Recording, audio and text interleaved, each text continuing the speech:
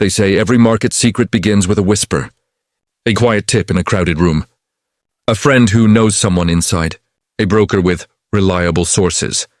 The kind of whisper that promises easy money if you just trust it. But Jesse Livermore, the man who built and lost fortunes more than once, never trusted whispers. He knew something most traders still refuse to accept. The market doesn't reward borrowed conviction. It punishes it. What would you do if someone handed you a stock tip that could change your life? Would you take it? Comment your thoughts below. Now picture New York in the early 1900s. The ticker tape clicks like a heartbeat. Traders crowd around chalkboards, eyes locked on numbers moving faster than they can think. The smell of ink, tobacco, and sweat fills the air. Every man in that room believes he's got the next winner. And yet, only one or two will walk away richer by the closing bell. Livermore was one of them. But not because he had better tips. He had better discipline. He started as a boy in a bucket shop, tracking price movements by hand, memorizing patterns in the chaos.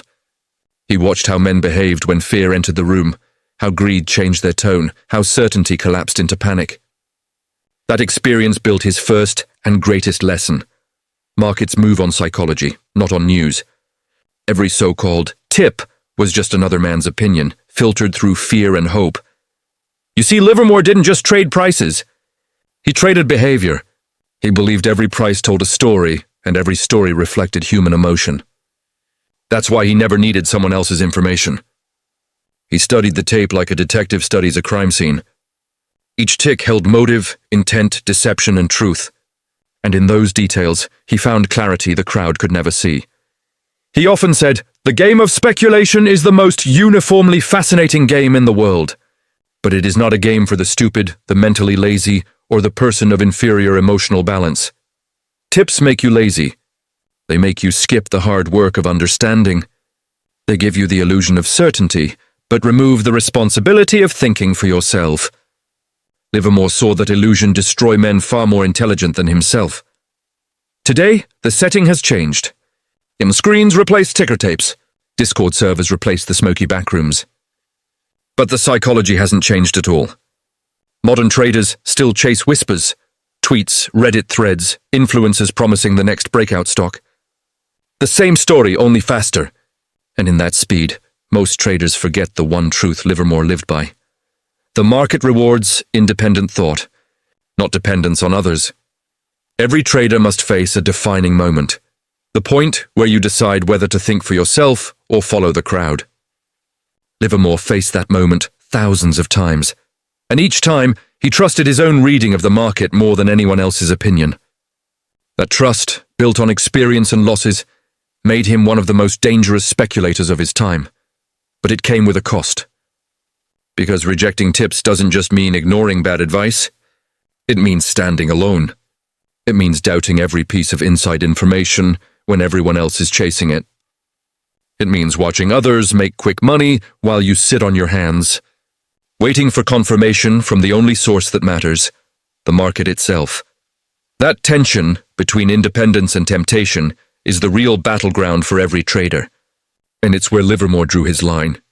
He chose conviction over convenience, analysis over chatter, and patience over promises. Most couldn't. As we step deeper into this story, we'll uncover why that choice, refusing to trust Wall Street tips, wasn't just about pride or ego, it was survival. And it's a lesson modern traders must relearn if they want to last in this game. There's a paradox every trader faces, the voice that whispers. This time it's different. You see someone else making money, fast. A stock doubles overnight. Your feed explodes with screenshots of profits. You feel it in your chest, that pull between logic and emotion. You know better, but your mind begins to justify. Maybe they know something I don't. That's the beginning of the trap. What would you do in that moment? Would you follow your system or follow the crowd? Comment your thoughts below. Jesse Livermore saw this paradox long before the internet existed. He watched men who swore by discipline abandon their rules the instant someone whispered a sure thing. It wasn't greed alone. It was the fear of missing out on the next big move. The paradox is simple yet deadly. The moment you start trusting others for certainty, you lose your edge. You start trading their conviction instead of your own. Livermore once described how even professional traders, those with years of experience, would crumble when a friend said, "I got a tip from a man close to the company." They'd abandon all analysis, forget the chart, forget the tape. They'd buy without hesitation, and when the trade turned against them, they'd blame the source, never themselves. That, Livermore said, was the true sickness of speculation. The habit of passing responsibility. The market preys on that weakness. It thrives on it. Every tip sounds like opportunity, but underneath it lies manipulation. Someone always benefits from the spread of information. Someone is always offloading their risk onto the next person. Livermore understood this pattern deeply. He said the only reliable information comes from price action, not from talk. Think about your own trading journey. How many times have you seen a stock hyped across channels only to watch it collapse right after? That's not coincidence. It's structure. The crowd chases what's already moved. The insiders exit while the public enters. It's the same pattern that ruined traders in Livermore's time. Only the tools changed. The psychology did not. Livermore faced his own moments of conflict. Imagine sitting in his office, ticker tape rolling, market roaring. A trusted associate walks in with inside news. A major operator buying up shares quietly. Easy money, they say. Livermore would nod politely, maybe even take a note, but his eyes would stay on the tape. He waited for confirmation in the only language that mattered, price. If it didn't confirm, he did nothing. He preferred missing a move to being wrong on someone else's belief. That's what most traders can't stomach, the silence between action and validation. The waiting, the patience, the solitude. But Livermore understood that every successful trader must master boredom. The crowd cannot sit still. They must act. He used that impatience as his weapon. When others jumped at tips, he waited for the market to expose the truth. Here's the paradox Livermore mastered. The more you listen to others, the less you hear the market itself. The more you trust tips, the less you trust your judgment.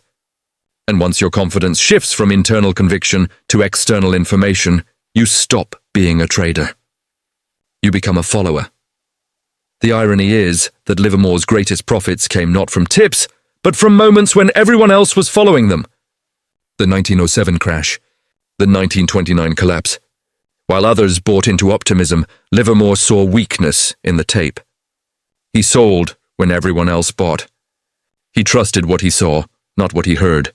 That's the paradox. Trading demands information, but it destroys those who rely on it without proof. The market rewards those who filter signal from noise, who treat every tip as a test of discipline rather than a shortcut to wealth. Livermore called it the mental hygiene of trading, the process of cleansing your mind from the noise of the crowd. It wasn't about ignoring others out of arrogance. It was about protecting your judgment from infection. Because once your mind is infected with someone else's conviction, your account will follow soon after.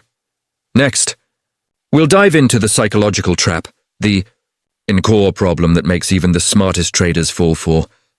The same lies over and over. Every trader faces it.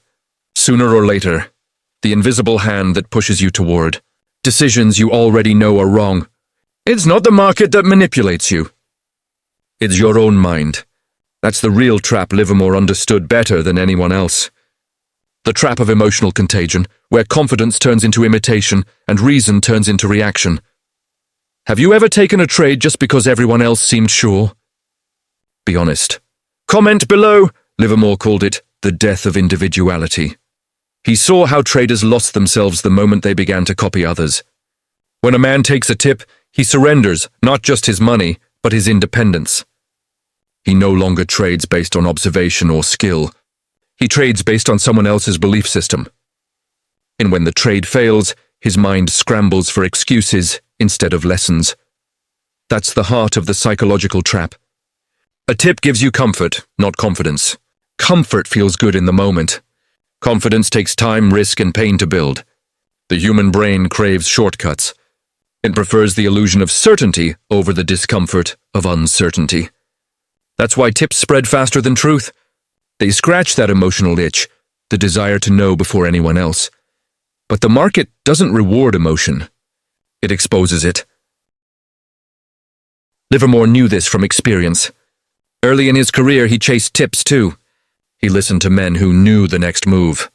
He made money sometimes, but more often he lost it back with interest.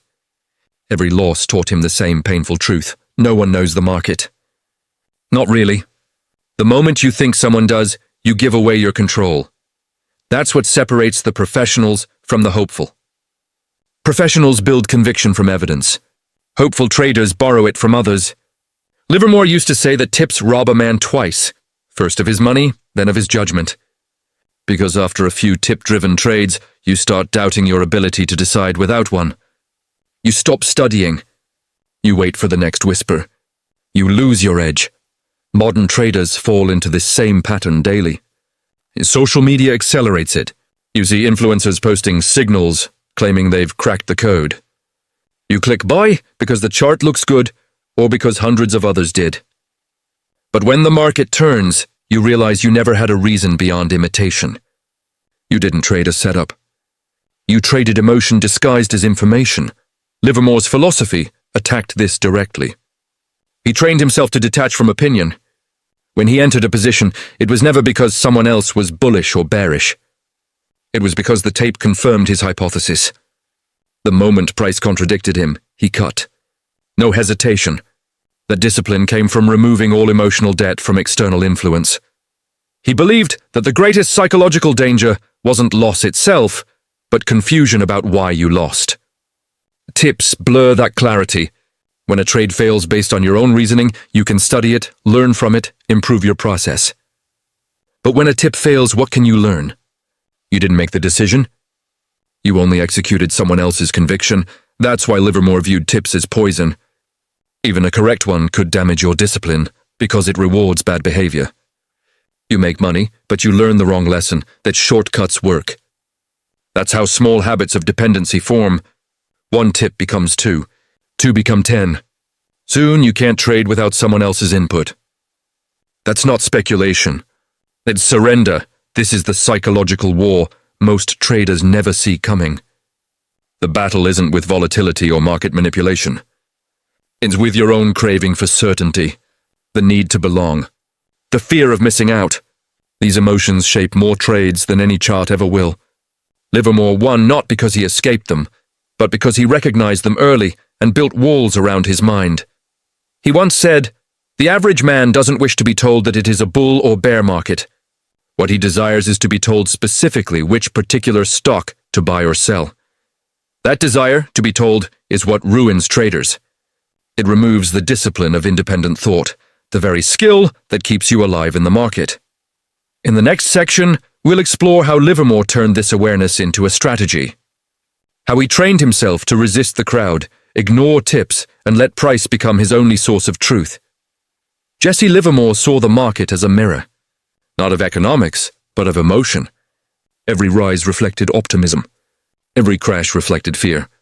And every tip reflected weakness, the inability of men to think for themselves. To him, tips were noise that distracted traders from the only truth that mattered, the market itself. If you were in Livermore's seat, would you have trusted the tape over a friend's inside information? Comment below. Livermore believed every trader had to earn their opinions through observation, not conversation. His philosophy was simple: study price until it speaks. Trust nothing that doesn't come from the market's behavior. He called it listening to the tape. In his time, that meant reading ticker tape rolls for hours, watching how volume and speed shifted as the crowd entered or exited positions. He could sense when buying was genuine or when it was manipulation. That skill didn't come from tips. It came from solitude. He often said, "There is only one side to the stock market, and it is not the bull side or the bear side, but the right side." To find that side, you had to be detached, objective, emotionally neutral. Tips, in his view, were the enemy of neutrality. They introduced bias before you even saw the chart. The moment someone tells you what to expect, your brain starts searching for evidence to confirm it. That's how you stop seeing what's actually there. Livermore practiced the opposite. He waited, he watched. He let price movement tell the story without interpretation. If a stock was rising with strength, he joined it. If it showed weakness, he avoided it. He didn't need anyone to explain why. The why didn't matter. The what did. Price was truth.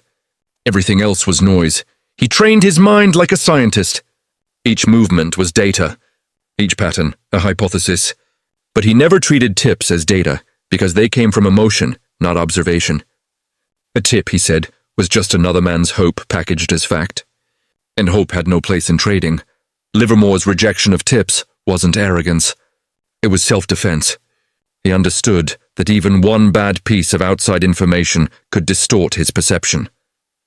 Once you start wanting the tip to be true, you stop being objective. You begin to interpret price in a way that supports your belief. That's how traders become blind to reversal signals and warning signs. Livermore refused to let that happen. His journals often described trading as an exercise in mental hygiene. He kept his workspace quiet, away from brokers and chatter. He wanted no external influence while making decisions. The fewer opinions he absorbed, the clearer his analysis became. That clarity was his advantage. He also separated himself from Wall Street culture. He didn't attend social gatherings with other traders. He avoided gossip. He once remarked that Wall Street is filled with men who look for information they can't use and ignore information they already have. What he meant was simple. Most traders search for comfort, not truth. They want validation, not discipline. Livermore's process was built on the opposite. He looked for discomfort. When the crowd was confident, he grew cautious. When the crowd panicked, he grew alert. That's why he made his biggest fortunes during crashes. While others listened to reassuring tips, Livermore listened to the tape screaming danger. The difference wasn't intelligence. It was mental independence. In modern terms, Livermore's mindset translates to data over gossip, backtests over opinions, confirmation through price, not through influencers or insiders. If the market agrees with your thesis, it will show you. If it doesn't, you're wrong, no matter what anyone said. His rule book on this was unambiguous. Never take a tip, never share a tip, never trade without confirmation. Never let emotion override observation. He treated these not as suggestions, but as survival laws. Livermore's greatest lesson was that you must protect your judgment as you protect your capital. Because once your judgment is compromised, your capital follows. The market doesn't forgive dependency. It punishes it relentlessly. That's why he stood apart from the noise of Wall Street. He wasn't against information. He was against contamination. Next, we'll explore a real-world moment that tested this philosophy. A story that proved why ignoring tips wasn't just wisdom for Livermore. It was the reason he survived when others didn't. It was 1907. Wall Street was on fire. Panic had gripped the market. Banks were failing. Fortunes were evaporating by the hour. The air was thick with fear. Every trader looked for a way out, a whisper, a clue, anything that promised safety. Jesse Livermore was in his office, watching the tape, calm but alert. He didn't need to ask anyone what was happening. The market was telling him everything he needed to know. Imagine being there. The sound of the ticker never stopped. The ink rolled like blood through veins. Men shouted, phones rang, clerks scrambled. It was chaos disguised as opportunity. Everyone wanted a tip. Everyone thought someone else had the answer. But Livermore had already learned the hard way that no one did. Comment below. Would you have stayed calm in that storm? A week before the crash, several prominent brokers had come to Livermore with what they called inside information. They claimed the market was preparing for a rebound. Big money is moving in, they said. The panic is over. These were respected men, influential, connected, the kind of sources most traders would trust without hesitation, but Livermore didn't trust anyone's conviction but his own. The tape told a different story. It showed weakness, not strength. Rallies lacked volume. Selling pressure was persistent.